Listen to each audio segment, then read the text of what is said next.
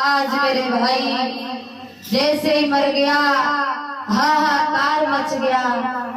पांडवों ने लहस को जैसे ही लाए हैं घर में, तो घर उत्तरा पछाड़ खा खा करके रो रही है, सभी रो रहे हैं। तब तक भगवान अर्जुन को लेकर के आ गए। जैसे अर्जुन आया है, अंदर गया तो अंदर शोक छाया हुआ है। तलवार को फेंक दिया और कहने लगा क्या हो गया। तो मेरे भाई आज धर्मराज बोले, भैया मैं तुम्हारे पुत्र का हत्यारा हूँ, मैंने तुम्हारे पुत्र को मार दिया है। अर्जुन ने तलवार फेंक दी। मेरे भाई भगवान कहने लगे हैं अर्जुन से कि हे अर्जुन, तुम अपने पुत्र के लिए इतने दुखी हो, अपने पुत्र के लिए रो रहे हो, लेकिन तुम्हें नहीं पता हमारे भारत देश में ऐसे ऐसे पूर्वज हैं जिन्होंने अपने बच्चे को काट करके खिला देंगे। मेरे भाई जैसे इतने शब्दों को कहा है, अर्जुन से भगवान कहने लगे चलो हमारे साथ, और मैं तुम्हें दिखाता हूँ कैसे कैसे पूर्वज हैं जो अपने बच्चे को काट करके खिला देंगे। मेरे भाई ये द्वापर की अंतिम की घटना, राजा मौरध्वज राज कर रहे हैं। मौरध्वज की पत्नी का नाम है सुदेक्षणा। मौरध्वज की पत्नी का नाम है सुदेक्षणा। एक बेटा है जिसका नाम है रतन कुमार। 7 वर्ष की उसकी उम्र है। रानी सुदेक्षणा बहुत बड़ी पतिव्रता स्त्री है। आज मेरे भैया इधर भगवान अर्जुन को लेकर के आ गए। किस भेष में आए? महाराज भगवान वहां से चले रूप बदल करके। भगवान और अर्जुन महात्मा बन गए, संत के भेष में चले और यमराज को आवाहन किया। तो जब यमराज आए तो यमराज को भगवान ने शेर बना दिया।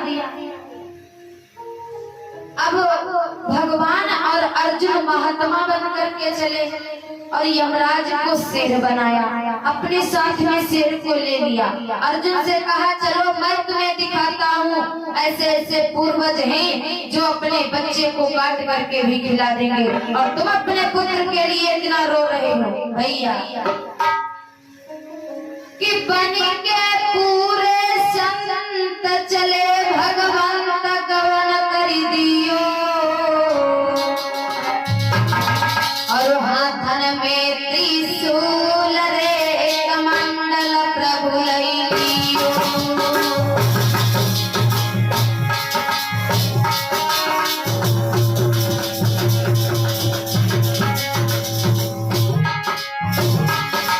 और हाथन में त्रिशूल रे कमंडल प्रभु लई दियो।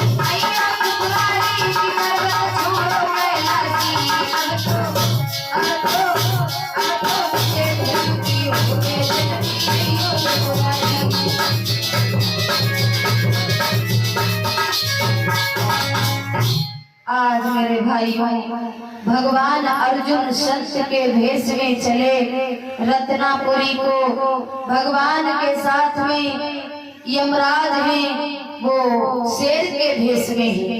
अब तीनों लोग जा रहे हैं, कहाँ पहुंच गए हैं? महाराज मौरध्वज के यहाँ। महाराज मौरध्वज के राज में जैसे पहुंचे तो आवाज लगाते हैं, गलियों में आवाज लगाते जा रहे हैं, अरे है कोई जो हमारा सवाल पूरा कर दे। मेरे भाई, जिधर भगवान संत के भेष में निकलते हैं, जो भी देखता है तो पहली नजर शेर पर जाती है। भैया शेर से तो सभी डरते हैं, पहली नजर शेर पर जाती है। जो देखता है किवाड़ बंद कर लेता है, कोई बाहर नहीं निकलता है। सोच रहे हैं कि जिधर ये शेर निकल जाएगा उधर का पूरा मैदान ही साफ कर देगा। मेरे भाई, आज भगवान पहुंच गए हैं, तो जैसे पहुंचे लोगों से पूछ रहे हैं, मुझे ये बताओ यहाँ कोई ऐसा है जो हमारा सवाल पूरा कर सके? कहने लगे कौन सा? कहने लगे ऐसा बताओ जो कोई ऐसा हो जो हमारे शेर को, अपने बच्चे को खिला सके। अब भैया सभी डरने लगे, जिससे बाबा इतने शब्दों को कहते हैं। मेरे भाई, वो झट से किवाड़ बंद कर लेता है, बाहर नहीं निकलता है। भगवान कहने लगे, भैया डरो मत, ये मेरा शेर पालतू है, किसी पर हमला नहीं करेगा। कोई दानी धर्म राजा बताओ। तो सभी यही कहते हैं, यहाँ कोई नहीं है। मेरे भक्तों, उसी समय एक ने बताया कि बाबा, हमारे जो महाराज हैं मौरध्वज, आप उनके वहां जाओ और आपका सवाल वही पूरा करेंगे। आज मेरे भाई, जैसे महाराज संत के भेष में भगवान मौरध्वज के यहाँ पहुंचे तो क्या देखा है? पहरेदार खड़े हुए हैं। जैसे पहरेदार के पास में पहुंचा और पहरेदार की नजर शेर पर गई, पहली नजर शेर पर गई। बाबा लोग कहने लगे, बताओ, जाओ और अपने महाराज को बताओ जा करके, दरवाजे पर तो महात्मा आए हैं। तो मेरे भैया, उस पहरेदार ने जवाब दिया, पहले आप मुझको बताओ बात क्या है, तभी मैं अंदर जाऊंगा। आज क्या होता है? पहरेदार कहने लगा, नहीं, पहले आप मुझे बताओ, उसके बाद मैं महाराज के पास जाऊंगा।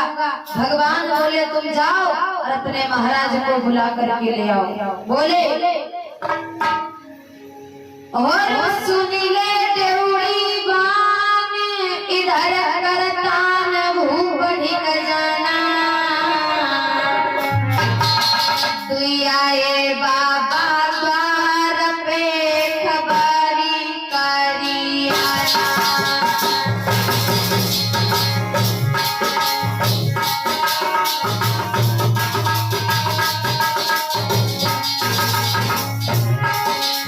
आए बाबा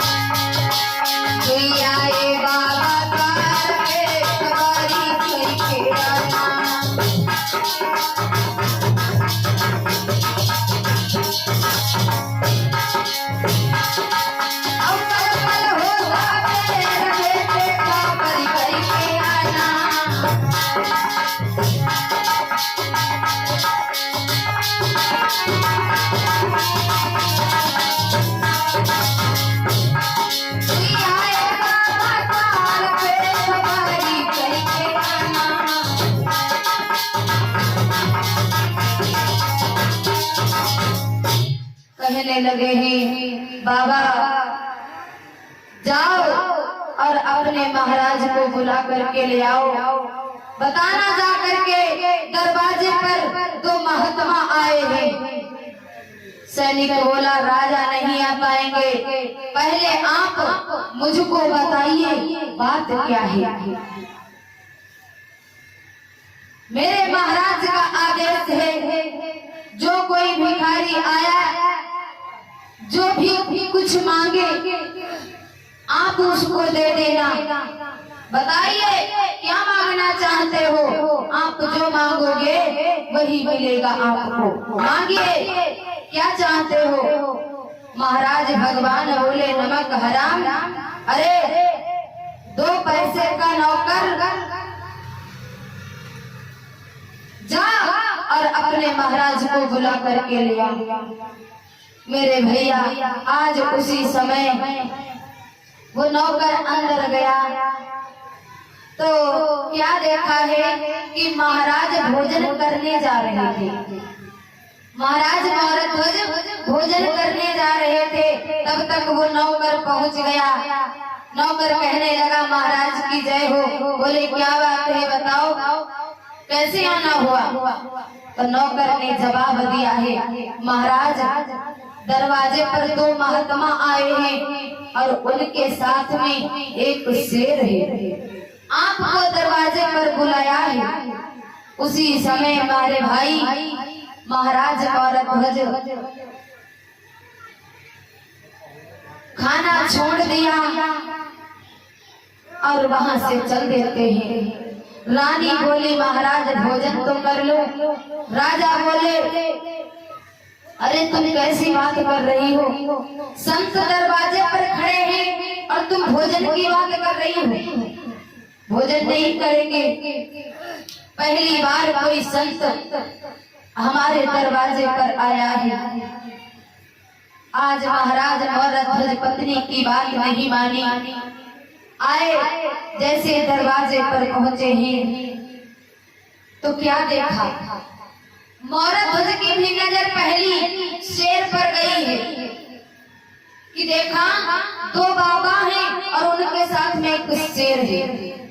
पहली नजर बाबा महाराज भारद्वाज की शेर पर गई है। पहुंचे तो बाबा कहने लगे आ गए। बोले हाँ बताइए क्या मांगना चाहते हो। तो आज भगवान संत के भेष में कहने लगे मैं बहुत दूर से आया हूँ, तुम्हारा नाम बहुत दूर से सुनता आया हूँ, इसीलिए मैं आपके दरवाजे पर चला आया। मैंने सुना है आप बहुत बड़े दानी राजा हो।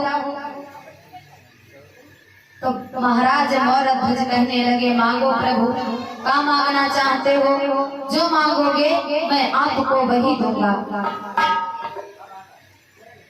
आज बाबा कहने लगे हैं सुनो, मैंने आपका नाम बड़ी दूर से सुना है कि तुम बहुत बड़े दानी राजा हो। अरे नाम हम सुनियाए, नाम हम सुनियाए और राजा होता दूर से।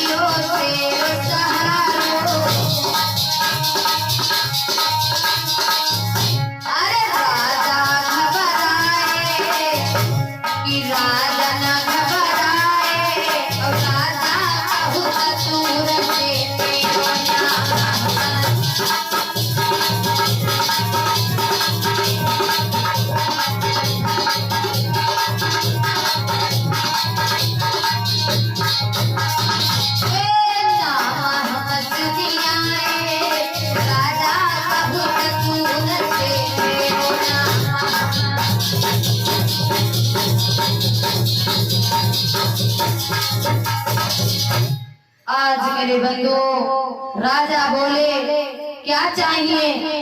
साधु कहने लगे विचार कर लो, ऐसे नहीं मांगूंगा। बोले फिर कैसे? कहने लगे घर जाओ और अपनी पत्नी से सलाह मिला लो, उसके बाद में मैं आपसे मांगूंगा और तिरवाचा भरो। मेरे भाई राजा हंसने लगे, अरे प्रभु ये आप क्या बात कर रहे हो? तिरवाचा की बात कर रहे हो? अरे मैं अपनी पत्नी से क्या सलाह मिला लूं? आपको जो मांगना है वो मांग लो, मैं आपको दूंगा। हमारी पत्नी पतिव्रता स्त्री है। अरे दरबार में राजा अपनी पत्नी की बड़ाई कर रहे हैं। भैया एकदम से महाराज भगवान संत के भेष में कहने लगे, मैं सच कह रहा हूँ, पहले सोच विचार लो और फिर उसके बाद में मैं आपसे मांगूंगा। भैया जो पतिव्रता स्त्रियां होती हैं उनसे भगवान भी डरते हैं, पतिव्रता स्त्रियों से भगवान भी डरते हैं, कहीं मुझको श्राप ना दे दे। अपने भक्त से भगवान डरते रहते हैं। महाराज मौरध्वज बोले मेरी प्राण प्यारी नारी है, वो कुछ नहीं कहेगी, जो आप मांगना चाहो मांग लो, बड़ी ही अच्छे स्वभाव की है हमारी पत्नी। महाराज हमारी नारी पतिव्रता है, मांग लो। आज मेरे भाई भगवान संत के भेष में कहने लगे, हे राजा पहले तिरवाचा करो तभी मैं आपसे मांगूंगा। आज मेरी माताओं बहनों भैया लोगों वहीं पे तिरवाचा होने लगा। कैसे तिरवाचा हो रहा है? महाराज मौरध्वज तिरवाचा भर रहे हैं। भैया अरे भानु उए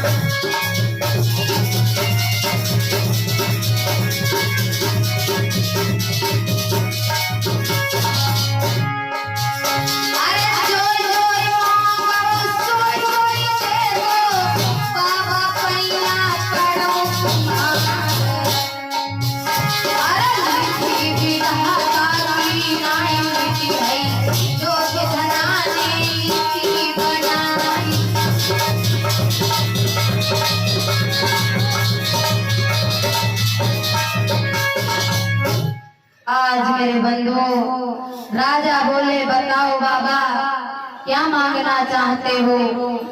मेरे भाई आज औरत ध्वज गुरु की कसम खाते हैं, कहते हैं बाबा मैं गुरु जी की कसम खाता हूँ, फिर वाचा करता हूँ आप जो मांगोगे मैं आपको वही दूंगा, वही दूंगा, वही दूंगा। मेरे बंधु जैसे तिरवाचा हुआ, जैसे ही राजा औरत ध्वज गुरु की कसम खाते हैं, मेरे भाई बीच में गंगा को रख लिया। जैसे ही राजा कहने लगे मांगो प्रभु क्या मांगना चाहते हो।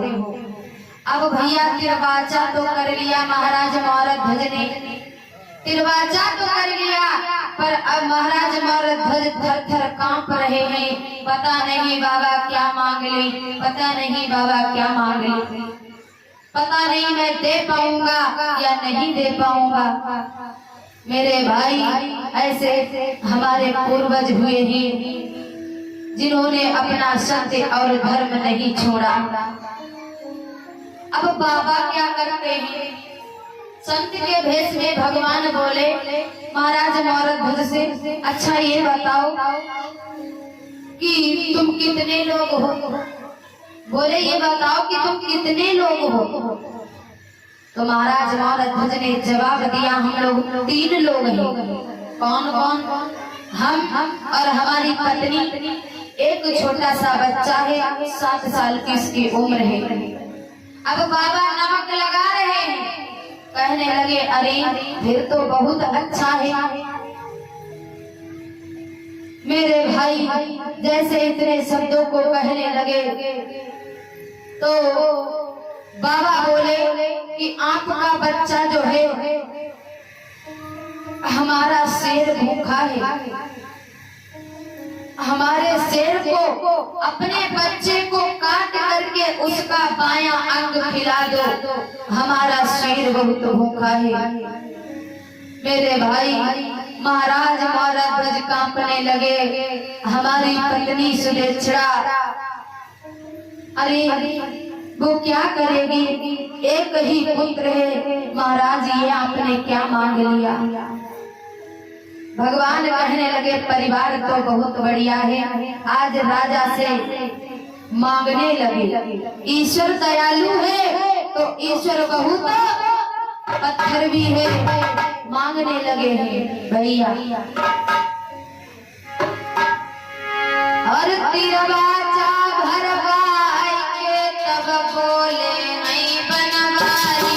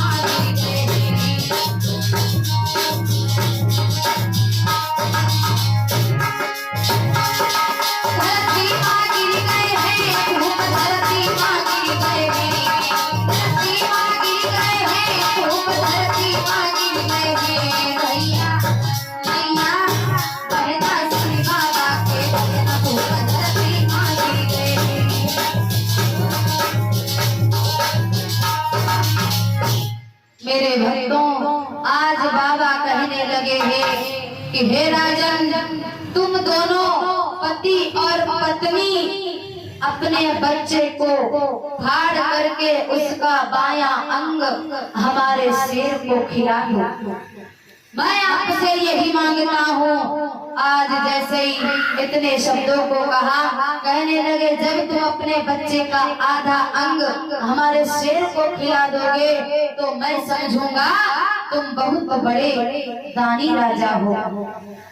आज जैसे इतने शब्दों को महाराज मौरत ध्वज ने सुना, भैया संतान किसी की फालतू नहीं होती है।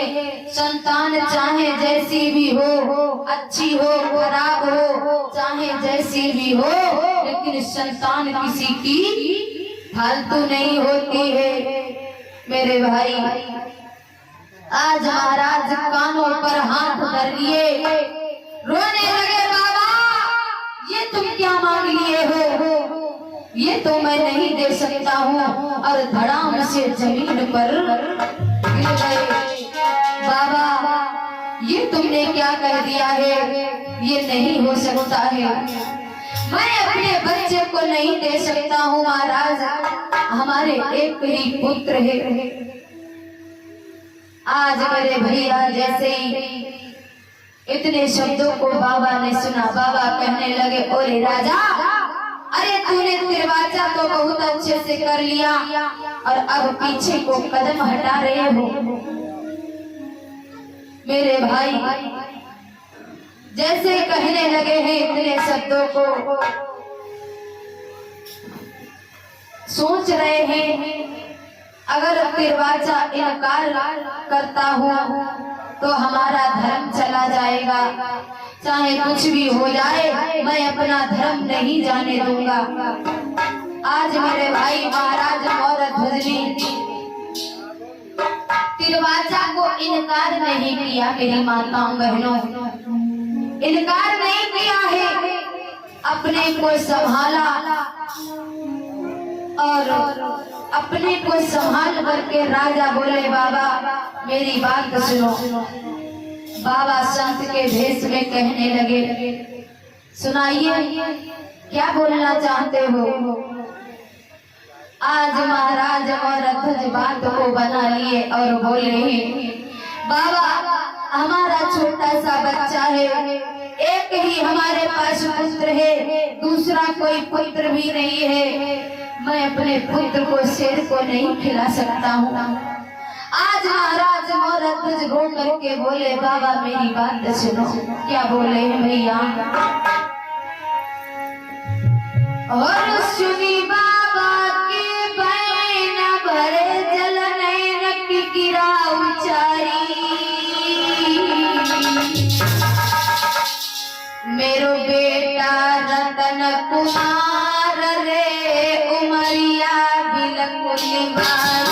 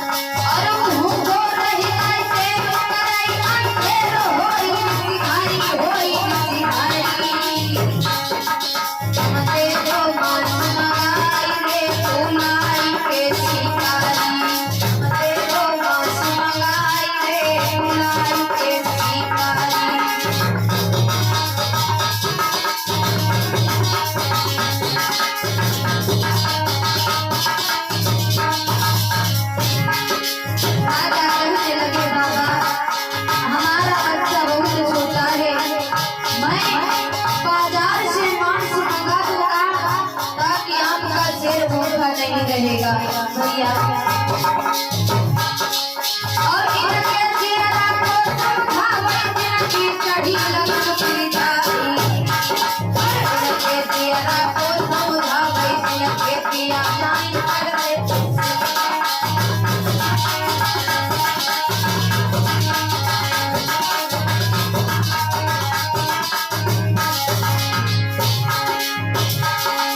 और उनके चेहरा को समझावे जिनकी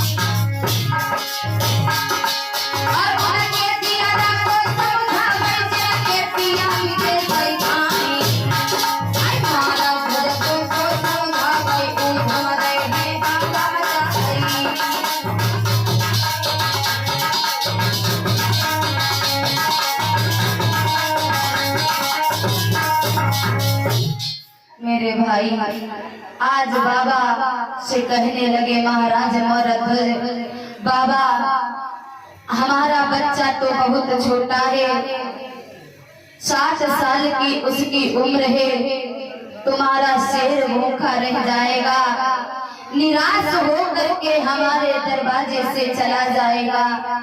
देखिए महाराज मोरध्वज बात को बना रहे हैं। कहने लगे बाबा मैं अभी बाजार से मांस मंगाता हूँ, हमारा बच्चा बहुत छोटा है, शेर भूखा रह जाएगा। भगवान बोले अरे मूर्खानंद, तुम्हें नहीं पता हमारा शेर बाजार का मांस सूंघता भी नहीं है, हमारा शेर मनुष्य का ताजा मांस खाता है। बोले मनुष्य का? बोले हाँ, हमारा शेर बाजार का मांस सूंघेगा भी नहीं, मनुष्य का ताजा मांस खाता है। महाराज सोचने लगे हैं एक ही हमारे पुत्र है, मेरा वंश कैसे चलेगा। बंधुओं जैसे ही मेरे भाई बाबा के इतने शब्दों को सुनते हैं, महाराज मोरध्वज सोच रहे हैं अब क्या करूं। सोचते सोचते बोले कि बाबा मेरी आप से विनती है कि हमारे बच्चे को छोड़ दो, उसके बदले आप कुछ भी मांग लो, मैं आपको दूंगा, या तो फिर हमारे बच्चे के बदले आप मुझको ही शेर को खिला दो। आज जैसे ही मेरे भाई इतने शब्दों को बाबा ने सुना, बाबा कहने लगे फिर वही बात कर रहा है, अरे ये तेरा पुराना मांस हो चुका है, हमारा शेर हड्डियां नहीं खाएगा, हमारा मांस, हमारा शेर ताजा मांस खाएगा। अब महाराज मोरध्वज सोच रहे हैं मैं क्या करूं। बोले बाबा मुझे थोड़ा समय दो। तो कहने लगे हैं पहले मैंने तुझसे कहा था कि जाओ और अपनी पत्नी से सलाह मिला लो, उसके बाद में मैं मांगूंगा। कहने लगे बाबा मैं बस अभी गया और अभी आ रहा हूँ, अपनी पत्नी से सलाह मिला करके आता हूँ। मेरे भाई पुत्र पर जितना अधिकार पत्नी का होता है उतना ही पति का होता है। बड़े महाराज मोरध्वज उदास हो गए हैं।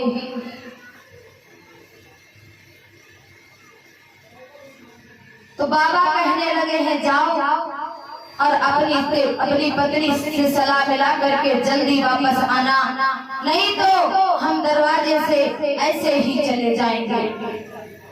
दरवाजा कर दिया, अब तेरा कलेजा कांप रहा है। मेरे भाई महाराज मोरध्वज अपनी पत्नी के पास गए हैं। जैसे रानी सुदेक्षरा ने महाराज को देखा, बड़े उदास थे, आंखों में आंसू थे। सुदेक्षरा कहने लगी स्वामी क्या हुआ। तो मेरे भाई महाराज मोरध्वज कुछ नहीं बोले। ध्यान देना मेरी माताओं बहनों, महाराज मोरध्वज कुछ नहीं बोले और बोलते बोले रतन कुमार कहाँ है। तो रानी सुदेक्षरा कहने लगी है महाराज रतन कुमार अभी यहीं पे खेल रहा था, कहीं किधर भी निकल गया होगा। कहने लगी महाराज बात क्या है, आप इतने उदास क्यों हो। भैया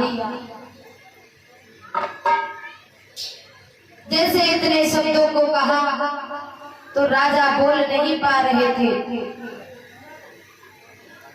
महाराज की आंखों से आंसू बह रहे थे।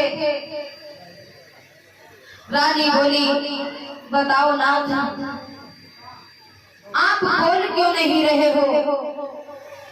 तो महाराज मौरध्वज ने जवाब दिया, हे रानी क्या बताऊं, अपने दरवाजे पर दो महात्मा आए हैं, उनके साथ में एक शेर है और हमारे बच्चे को शेर को खिलाने के लिए मांगा है और मुझसे दरवाजा भरवाया है।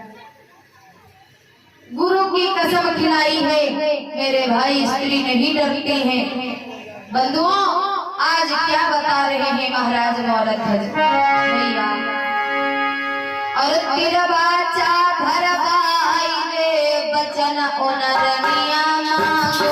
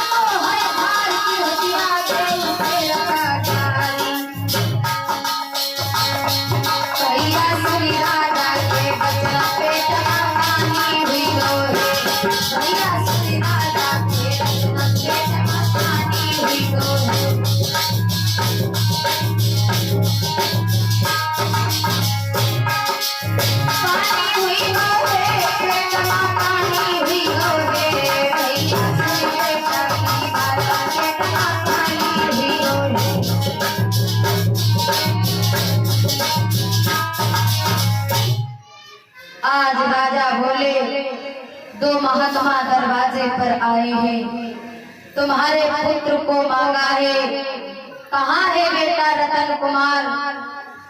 मेरे भाई, जैसे रानी सुलेक्षणा ने इतने शब्दों को सुना, कहने लगी है, क्या बोले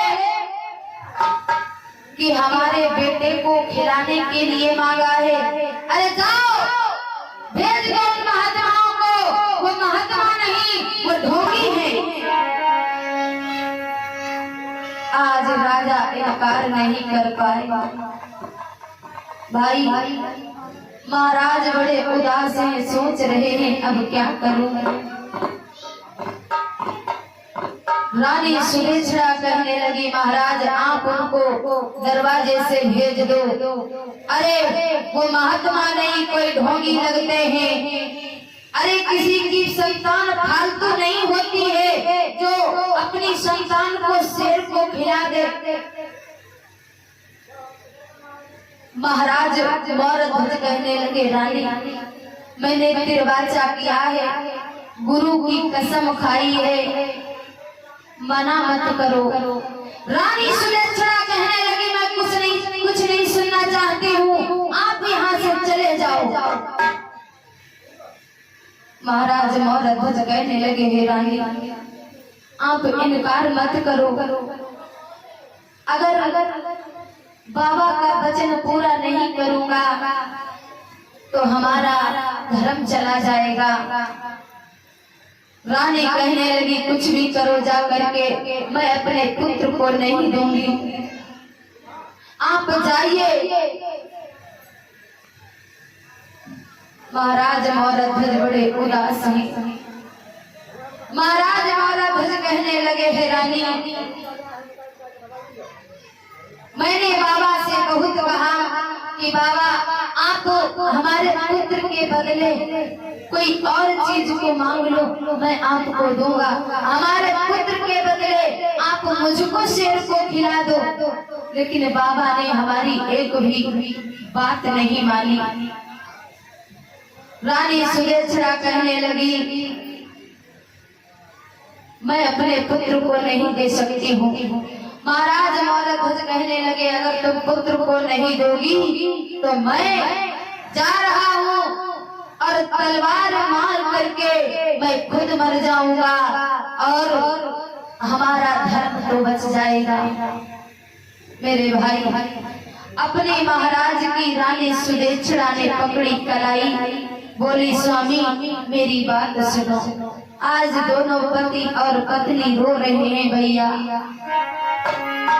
अरे पति बिरता धरा मुनिहारो, हे पति बिरता